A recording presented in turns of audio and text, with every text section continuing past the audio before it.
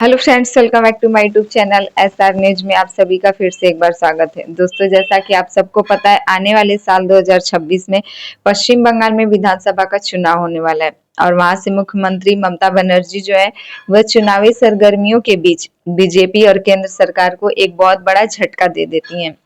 वह झटका ये देती हैं कि वह चुनाव से पहले ही अपना रिपोर्ट कार्ड पेश करती हैं जनता के बीच। यानी कि 14 साल से जो वह सत्ता में थी, उन्होंने क्या कुछ किया है पश्चिम बंगाल की जनता के लिए, वो अपना पूरा रिपोर्ट कार्ड पेश करती हैं। अब इसी बीच उन्होंने यह दावा किया है कि उनकी सरकार ने 14 सालों में 2 करोड़ रोजगार लोगों को जो है वह मुहैया करवाया है। और उसके बाद ममता बनर्जी रिपोर्ट कार्ड के जरिए केंद्र सरकार पर भी कई आरोप लगाती हैं। वह कहती हैं कि केंद्र के पैसा रोकने पर भी बंगाल के विकास कार्य में कोई भी रुकावट नहीं आई है।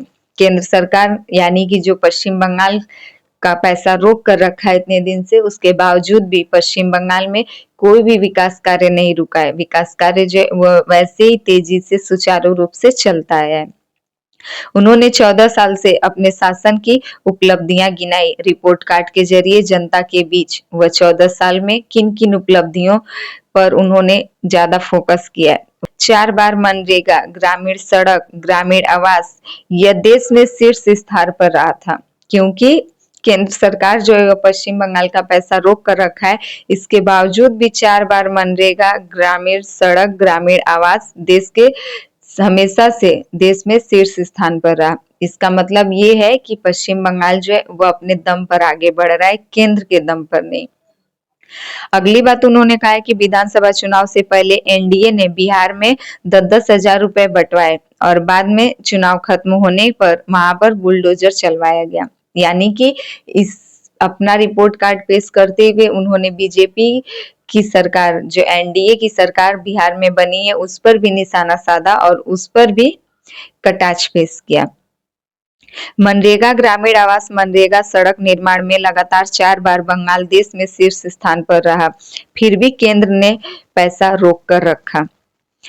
2.2 करोड़ से ज्यादा महिलाओं को लक्ष्मी भंडार से मिल रही मानसिक सहायता, यह भी ममता बनर्जी ने अपने रिपोर्ट कार्ड के जरिए जनता के बीच रखा।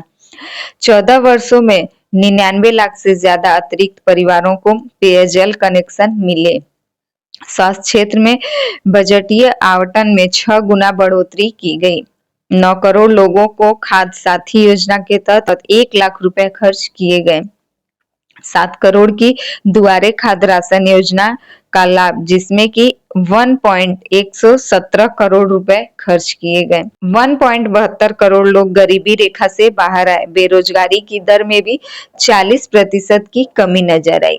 ऐसे ही तमाम अपने रिपोर्ट कार्ड में और भी कई सारी उपलब्धियों, योजनाओं को जो ममता बनर्जी व जनता के बीच अपने रिपोर्ट कार्ड के जरिए रखती हैं। यानी कि यह उनका तीसरी बार पश्चिम बंगाल में मुख्यमंत्री ममता बनर्जी जो है वह टीएमसी से वह सत्ता में है और 14 साल के पूरे कार्यकाल में उन्होंने जितनी भी उपलब्धियां पश्चिम बंगाल की जनता के हवाले की है, पश्चिम बंगाल को जिन सारी उपलब्धियों का फायदा हुआ है, वह सभी उनके द्वारा किए गए, उनकी सरकार में जनता के लिए किए गए सभी कार्यों को उस रिपोर्ट कार्ड में मुख्यमंत्री गिनवाती। माना यह जा रहा है कि पश्चिम बंगाल में चुनाव शुरू होने से पहले ही ममता बनर्जी का यह जो रिपोर्ट कार्ड पेश हुआ है सामने, इससे कहीं न कहीं बीजेपी और केंद्र सरकार को बहुत बड़ा झटका लगने वाला है।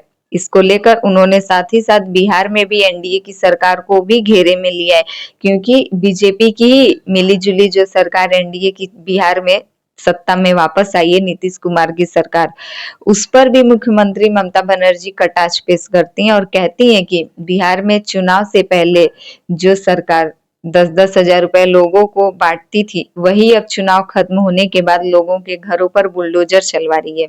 वह केंद्र सरकार जो कि हमारे पश्चिम बंगाल के पैसे को आज तक रोक कर रखा है, हमारा बजट का पैसा आज तक हमें नहीं मिला, उसके बावजूद पश्चिम बंगाल में किसी भी कार्य को रोक कर नहीं रखा गया है। यानी कि पश्चिम बंगाल भी पीछे नहीं चल रहा है, पश्चिम बंगाल जो है वह अपने दम पर चल रहा है। मुख्यमंत्री ममता बनर्जी जो है वह साफ साफ यह कहना चाहती हैं कि बंगाल को किसी की सहायता की भी जरूरत नहीं है। 4 बार मनरेगा, ग्रामीण सड़क, आवास शीर्ष स्थान पर रहने के बावजूद भी अभी तक पश्चिम बंगाल का बजट का पैसा केंद्र सरकार द्वारा नहीं दिया गया, यानी कि ममता बनर्जी जो है वह अपने दम पर बंगाल को चला रही हैं और वह केंद्र सरकार के ऊपर बार बार बजट को लेकर सवाल खड़े करती हैं और आगे भी करती आएंगी।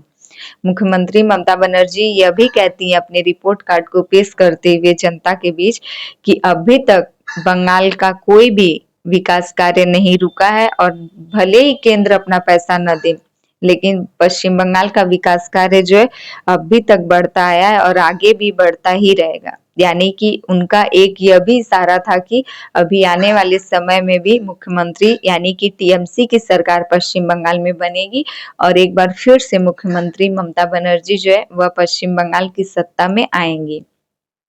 उन्होंने जिस प्रकार से 14 साल के अंदर सभी 2 करोड़ लोगों को रोजगार दिए हैं, लक्ष्मी भंडार के जरिए इतनी महिलाओं के खाते में हर महीने पैसे भिजवा रही है।